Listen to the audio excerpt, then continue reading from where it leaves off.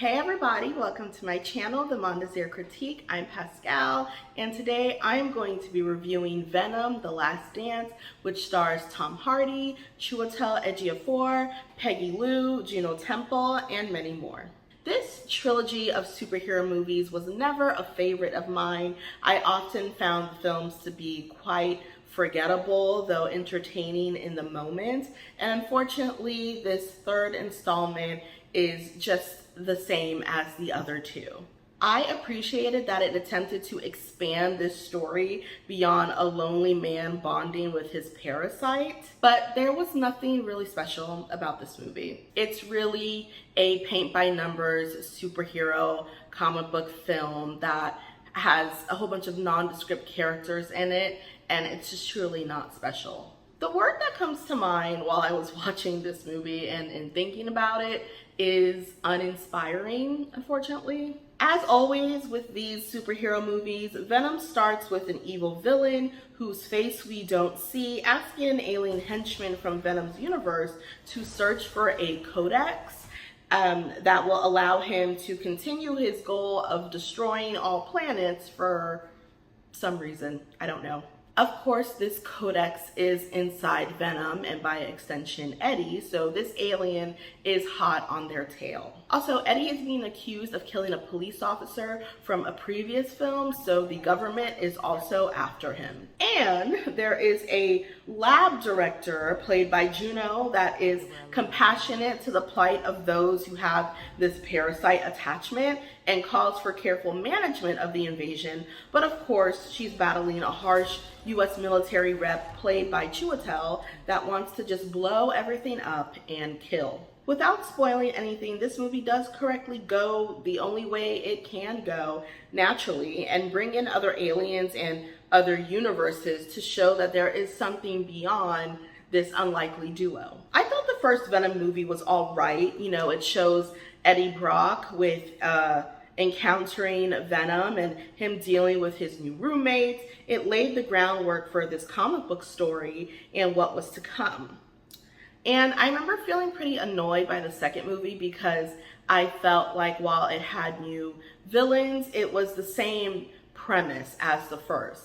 The second movie was really all about Eddie trying to figure out how to live alongside this chaotic parasite. Though I do appreciate that the second film was more kooky. This movie, which is titled The Last Dance, more on that later, is trying to tie up this story by bringing in the threat that has been hinted at since the very first movie, and also bringing home the fact that Venom is indeed an alien and his home is not meant to be in Eddie's world. But the action, unfortunately, is just not so special here. And there is an extended fight towards the end that's completely CGI. And look, I get it. We're talking about aliens here. Of course, a lot of the images are special effects and computer generated. But I still don't get why special effect fight scenes can't be more entertaining or more complex and special. You know, I wish these fights had a little more bite and complication to them and a little more thrill, but they all kind of just end up feeling like a blur, just a whole bunch of colors and computer images, you know, thrashing around. I know aliens don't know martial arts, but I still wish there was a way to make these CGI fight scenes more memorable, and because oftentimes they're not. Another aspect of this film that was unsuccessful is the villain. All we see is a deep voice and a face hidden by white hair, mumbling demands that every superhero villain makes. It's just, again, very uninspiring and uncreative. The thing that this movie does have going for itself is the relationship between Eddie and Venom. They have settled into an odd couple sort of relationship that is entertaining at times for sure, but also really exasperating in others. Eddie is a loner that looks uncomfortable on screen at all times because I guess it's because of the parasite invading his body, while Venom oscillates between being a rowdy toddler, a bodyguard, a sage alien, and like a drunk, bro-y friend. I don't think the comedy really lands in this movie, but the heartfelt scenes between them work very, very well, in my opinion. Despite its many flaws, I also really did appreciate that this movie did seem like it was trying to just tie up all its loose ends and tell a full story. You know, it's titled The Last Dance. The final scenes felt really earned. You know, two characters make the case for why the movie ends the way it does, and it made a lot of sense, and it felt like a good ending. Yet imagine my surprise as I'm packing up my things and I see that a post-credit scene starts to play. And it's that same villain that we haven't seen this whole time, you know, making a threat that he's not done with this universe.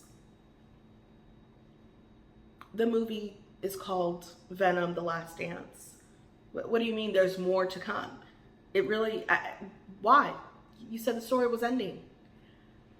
I really wish that Marvel understood that stories have to end sometimes, that there is actually not a need to keep extending a universe and making multiverses. You know, I've been seeing some of the box office stats for this movie, and it's really not performing all that well. I don't think anybody is itching for a fourth Venom movie, as evidenced by the poor box office.